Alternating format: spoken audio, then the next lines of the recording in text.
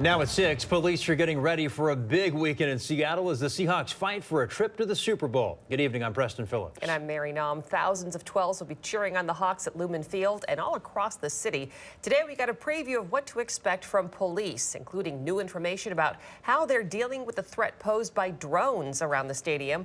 Our team coverage begins with KOMO's Jeremy Harris live at Lumen Field, where work is already underway for Sunday. Jeremy?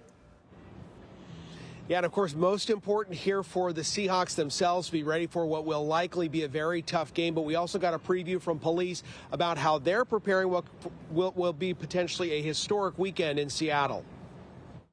Oh, everybody's excited. On a weekend with plenty of buzz in Seattle. Because this is the weekend. This is the time. This is the win. There is one buzz that authorities do not want to hear around Lumen Field on Sunday.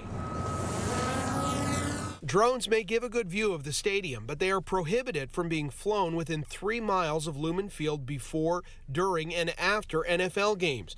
Pilots who violate the airspace rules could be facing fines up to $75,000 and criminal charges.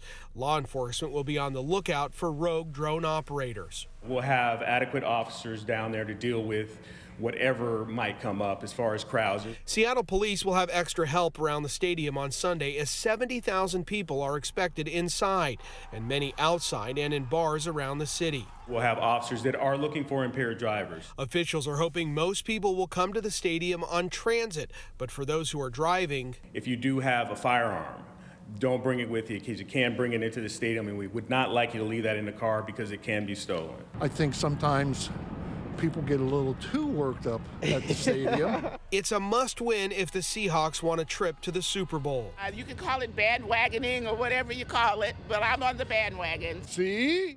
Hawks! They've just held it together, and they're playing as a team, and that's what you need to do to take the bowl. Go Seahawks! So the rules around drones here at the stadium, that rule goes in place 1 hour before kickoff and it lasts until 1 hour after the game ends, and it is 3 miles around the stadium, which is pretty much all of downtown Seattle being excluded from being able to fly drones during that game. And I can promise you police will have their guard up and be ready to respond if anybody violates those rules. Reporting live from Lumen Field, Jeremy Harris, KOMO News. Jeremy, you mentioned fines of up to $75,000 for drone violations. What about criminal charges?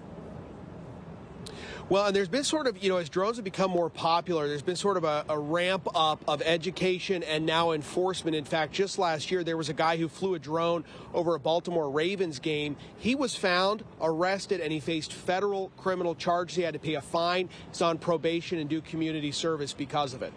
They're very serious about this, Jeremy. Thank you. Time for tonight's KOMO Pulse Poll. Do you feel Seattle police do a good job providing security for large events? Take a look at the live results. 59% say yes, they do. 41% say no. We'll share updated results tonight at 11.